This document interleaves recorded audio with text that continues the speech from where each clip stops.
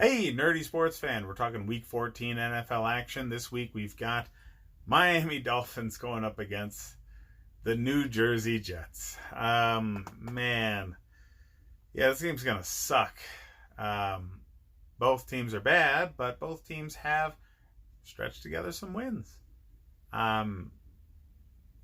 Doesn't look like they're actually trying to tank, does it?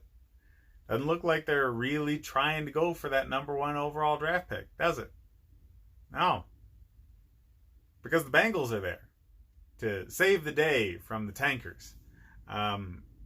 They weren't trying to be the worst team. It just kind of happened because they're the Bengals. And it forced the Dolphins, the Jets, the Falcons, Washington, all to realize that, man, they're just playing with the Masters. They're not going to get the number one overall pick. So we may as well try and, look like we know how to play football. It's been interesting for both teams the past few weeks. I mean, the Dolphins beat the Eagles. Jets beat the Raiders. Quality teams that at least were, at one point, in a playoff hunt. So, yeah, good on you. Anyways, the Dolphins are really dependent on Ryan Fitzpatrick being a magician, whereas the Jets have a little more stable hand with Sam Darnold, with Le'Veon Bell in the backfield. But both teams have really just been high risk, high reward for fantasy play in the past few weeks. Not really any sort of like dominant winning, oh my God, they're just so much better at this. No, it's not like that. They're scoring points because they're opening things up more, and they're not doing the little things that you do when you're a winning team. They're just desperation mode. So, yeah, that's all it is. Okay, they're just being less disciplined, and it's becoming more of a street fight kind of mentality in any given game. Because of that, a lot of fantasy football stuff that's good about both teams because they're matching up against each other. You never want to start a Dolphins running back because they're all generally bad. But you can have the Jets in the secondary. So, Devontae Parker, who did great last week, I expect to continue to ride that wave. Past few weeks, really, he's been putting up fantasy points in chunks. So I expect that to continue. Ryan Fitzpatrick might actually be a viable fantasy football start in a 1 week scenario. If you think your quarterback might have an unfavorable matchup, well, Ryan Fitzpatrick doesn't. And he can capture lightning in a bottle and put up a few touchdowns any given week. It's just been the guy's track record. Are you going to gamble on that?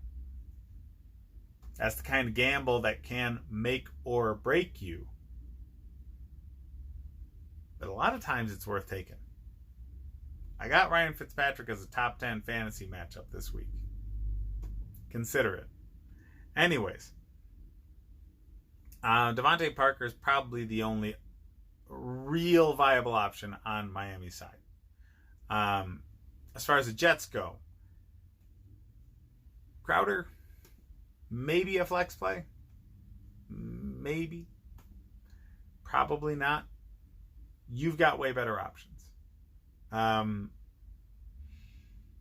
Jets are 5.5 point favorites. I don't like it. I think both teams are equally bad. I see the Dolphins beating the spread there. Personally, I think the Dolphins are actually going to win. I think Fitzpatrick and Parker have something special going right now, and it's only getting better as the season progresses.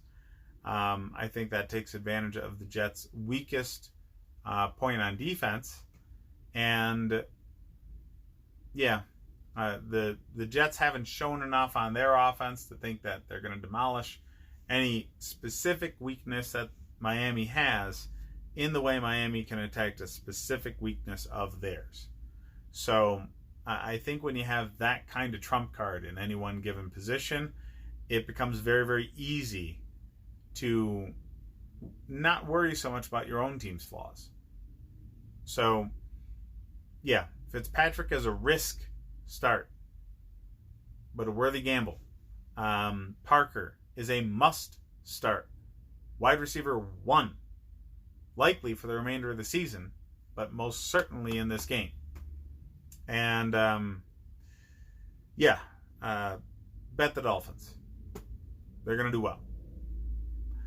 Hit me up in the comments with what you think. Check out the rest of the videos for more fantasy football advice. Like and subscribe if you enjoy the content. Thanks, guys.